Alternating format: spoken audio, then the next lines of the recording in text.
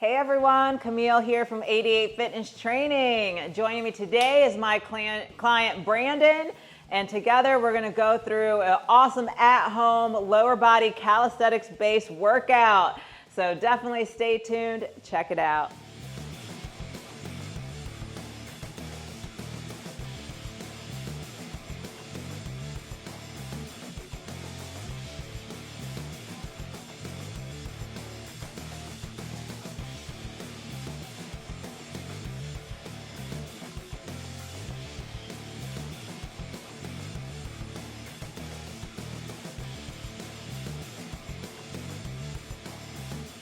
So we get a lot of questions all the time. Can I build muscle doing at-home workouts with no equipment?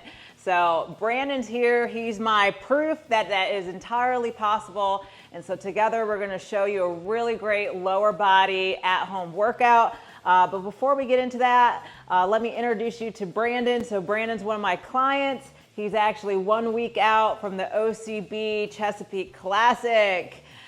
So yeah, Brandon, tell us a little bit about the last 10 years, because you've been doing primarily at-home workouts before I met you. Yes, been doing calisthenics forever, almost he's going on 10 years.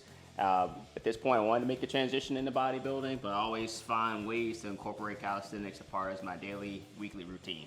Y'all, when I first met Brandon about 6 months ago and he said he wanted to compete, but he had been doing nothing but at-home workouts, I was like, all right, come to the studio, let me see what you're working with. And oh my goodness, like he has built an incredible physique doing nothing but at-home workouts. And so I really wanted to bring that to you guys. I know we have a huge at-home workout audience, yes. So I hope you really enjoy this video. All right, Brandon, let's get into some exercises. Yes. For this at-home lower body workout, we are gonna start with the #1 best exercise for lower body development, squats. So Brandon's gonna go ahead and show us what some body weight squats looks like. Go ahead, show us what these look like. All right, so he's got his feet about hip width. Look at that range of motion. So Brandon's able to get real deep in the hole there, really working those legs. And squats are great. They're great for overall leg development. As he comes up, he's able to really engage the quads, giving them a good stretch. The glutes are stretched at the bottom, and the hamstrings are also playing a role, as well as the calves. And that's what makes squats as a bodyweight compound exercise so effective. You're really able to engage a lot of different muscle groups in the lower body and really build that mass over time. So go ahead, rest a second. So I would start with 10 to 20 of these, depending on how efficient you are. And you saw him. He was taking his time. He was focusing on the lowering. He was squeezing the quads when he came up to standing. What do you think about basic squats, Brandon? Again, that was my leg builder for the longest his time. His go-to, so figuring out different paces to it, different levels of difficulty. I've noticed I feel more of a burn the slower I lower my pace. Absolutely. More time under tension. Yes, 100%. Proper form, always be mindful of the form, doing any of these body weight exercises. Don't slack on the form. All right, so from regular squats, I want to go into a variation, the sumo squat. So Brandon's just going to widen his stance, toes kind of slightly flared out, and go ahead, lower into that squat. So now by changing his stance slightly, he's going to get a lot more inner thigh, those adductors, as well as glute activation as he's down in the hole. So this is a really great exercise that you can either superset in with your standard squats, or you can do them as a separate set of exercises. But same thing, you want to do about 10 to 20 of these. All right, Brandon, what do you think about the sumo squat there? Does it feel different? Oh, yes. I would say a neglected part of the leg is that inner thigh. So these definitely work inner thigh muscles.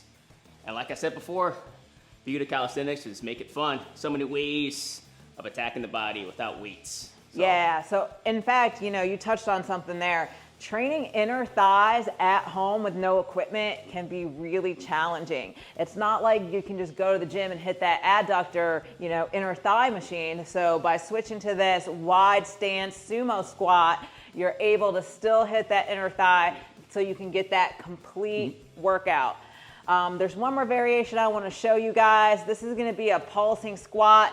So there's been a lot of hype recently on lengthened partials. In fact, we did an entire video on lower body lengthened partial exercises. So Brand, go ahead, normal squat stance. I want you just to do the lower half of the squat. So down in the hole, halfway, come up a little higher. So lengthened partial is great because Brandon's able to be in the fully stretched position at the bottom.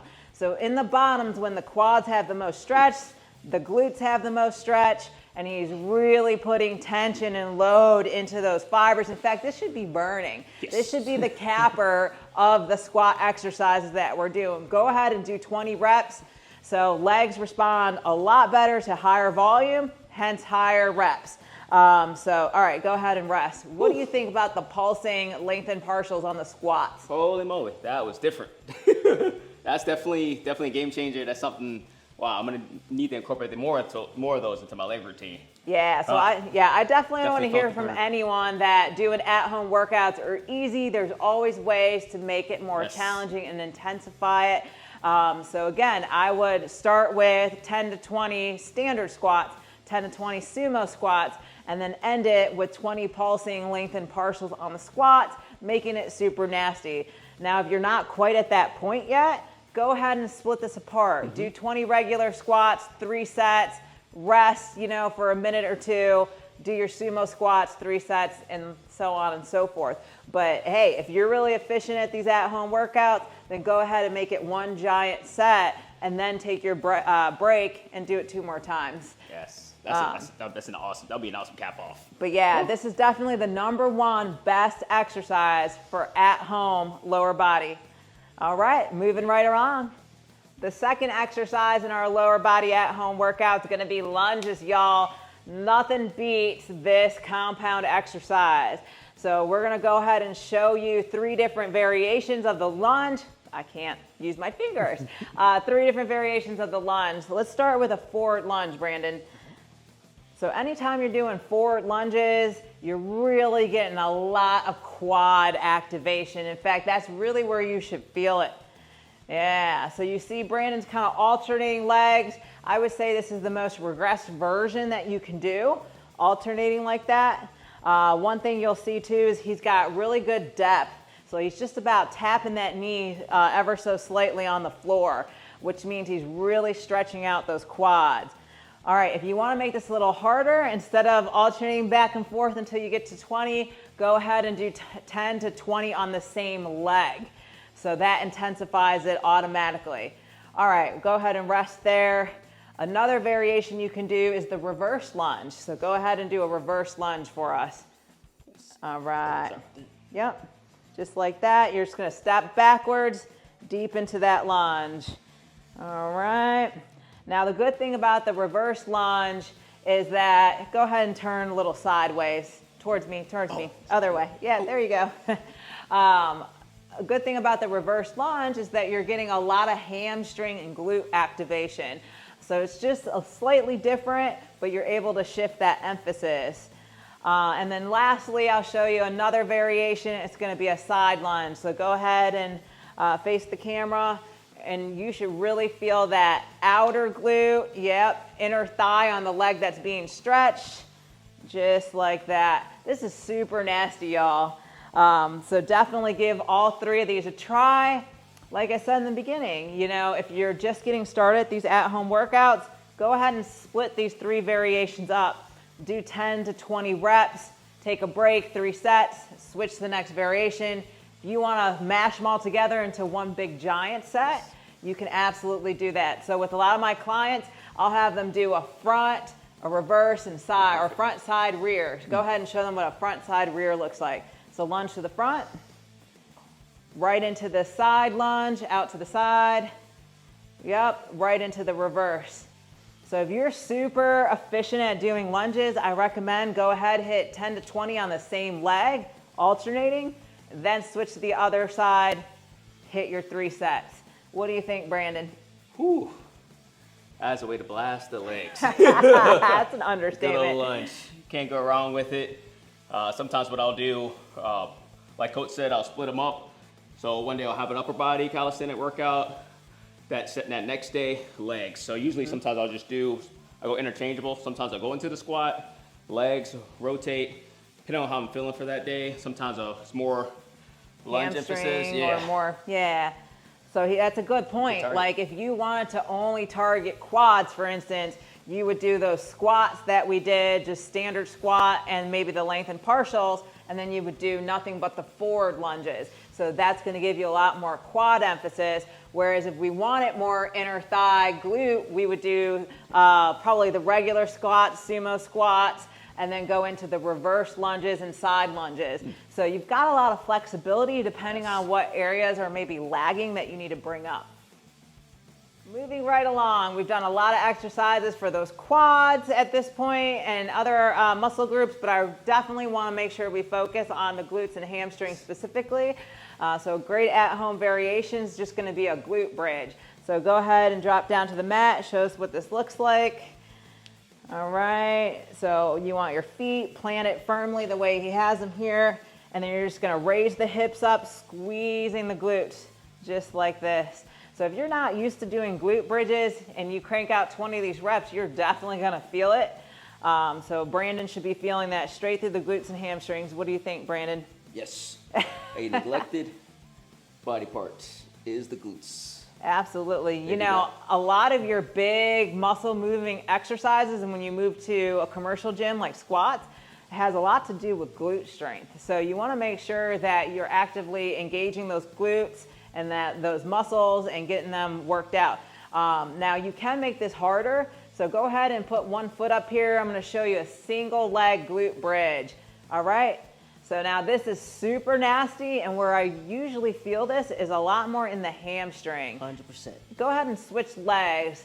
You're lean enough, I think they'll see that hamstring pop. Yeah. So raise the hips, come up as high as you can, lowering slow. So slight variation on the glute bridge. It's a more progressed variation, making it way more challenging. So yeah, you crank out 20 of these bad boys and you're gonna feel it. What do you think, Brandon? 100% agree. Changing the level of difficulty on this, definitely feel the burn. Yeah, so I would start with your traditional floor glute bridge. As that becomes too easy, go ahead and work in these single leg glute bridges, and don't be afraid to do them maybe as like a sandwich set. So you do your floor glute bridges, do each leg, go back to glute bridges. There's always ways to add more volume and make it nasty. But your glutes, your hamstring, these are big muscles, so we want to make sure that we're really working them and that we're keeping that volume high and doing a lot of reps. All right. All right, no lower body workout would be complete without working those calves specifically. So we're going to go ahead and show you some calf raises that you can do at home. So let's just go ahead, turn around, and show them some standard calf raises. All right, so this is pretty decent. You know, he's getting a little stretch on the calves. He's coming up, really focusing on the concentric, the squeezing part. He's got pretty nice calves as it is since we're 1 week out from the show. So yeah, you can go ahead and hit 20 reps just like this. Now, if this is too easy, we need to look for ways to progressive overload this. So let me show you that. So an even better exercise for the calves is going to be one that you can extend the range of motion by doing toe elevated. So go ahead. We just found a step, right? So you can go to your front porch, wherever, stand on a plate weight, whatever you have. And then you're going to go ahead, drop those heels all the way down and come up. And look at how much stretch he has by stepping up on this step. So this makes it a lot more challenging because you have a lot more time under tension on those calves, just like this. Now, because we're just doing body weight calves and your calves are really efficient at carting around your body weight all day, we definitely want to make sure we're stressing them enough. So actually a single leg version. So go ahead and just like hook up, yep. So this would be even better exercise for Brandon to do at home to work those calves. And again, you want high volume, so you definitely want to target around 20 reps of these calf raises. What do you think, Brandon? This is my go-to calf raise, is the one leg calf raise when I'm at home. Solid way to build the calves. Everyone has that one muscle that they're frustrated with. Mine, our calf development. So I always try to incorporate my calf raises as much as I can. If I'm around the house, if I'm at the office, easy. You do it anytime, any place. Absolutely. All right, last exercise in this leg workout, calf raises. All right, now that all the leg specific exercises are done, we're gonna shift into abs. I like training abs whether I'm doing upper body calisthenic at home workouts or lower body. And so Brandon's actually gonna show us one of my favorite ones to do on leg day, bicycle crunches. So go ahead, lay flat. So it's great because you're still pumping your legs. You're gonna feel this a lot like in your abs, but as well as your quads, your hip flexors. I mean, after doing all those squats and lunges and calf raises, his legs feel like 1,000,000 pounds each right now. What do you think, Brandon? Whew. I love the bicycle. Again, pacing. He's right. Depending on what you're going for me, I've noticed slower the pace, harder the burn. Yeah, especially as we're still targeting legs, so he's working and squeezing and contracting those legs, and the longer you take, you're putting a lot more tension into those abs and that core, so it's a really great exercise. All right, there you have it. That's ab exercise number 1. Let's go ahead and show them another one. So I really like doing planks as well after doing lower body day. So go ahead and show them what a standard plank looks like. All right. So he's got the nice flat back, and you heard him, like, core is important. Like, as you're doing squats, deadlifts, lunges, like, you have to have a solid foundation, and you need to make sure you have lower back strength.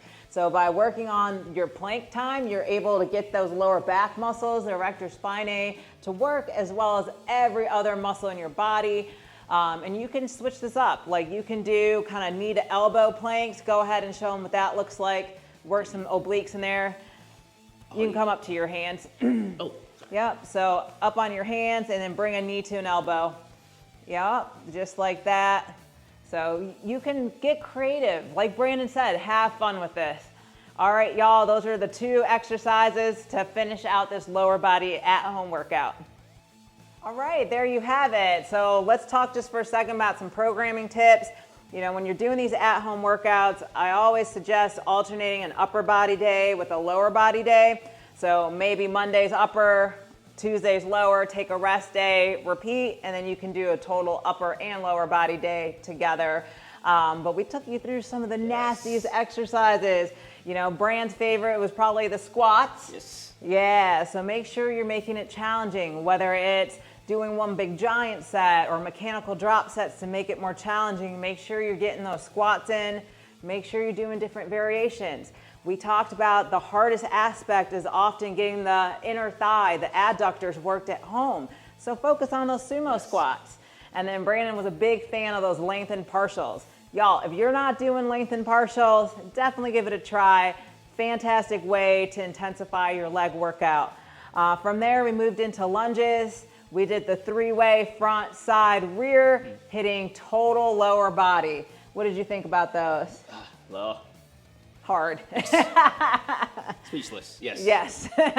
And then from there, we did the glute bridge. You know, Brandon said it himself, you don't want to neglect the glutes. They're responsible for initiating some of the most basic movements when you go to a commercial gym, whether it's deadlifts, squats. Even from a functional standpoint, every time you get out of your chair, out of your bed, you're using your glutes. So make sure you're building up that glute and hamstring strength as well. All right, any last tips for doing lower body at-home workouts, Bran? I think more so than anything, charting your workouts. Good. Keeping that logbook, whether by hand, there's a plethora of apps you can use to just really chart it so you can chart your progress. You're selling yourself short if you're not documenting your progress in your workouts. He hit it, y'all. If you're gonna progressive overload, especially at home, it means adding a rep. I don't know about you, but I don't know what I did yesterday, let alone last week when I was training legs. So definitely record those workouts. All right, y'all, thank you for joining me, Bran. Make sure you drop my boy some love as he gets ready to go into the OCB Chesapeake Classic. Thanks for joining us today. And for more videos like this one, definitely check out our different leg day playlists. And as always, hit that like and subscribe. Camille, 88 Fitness Training.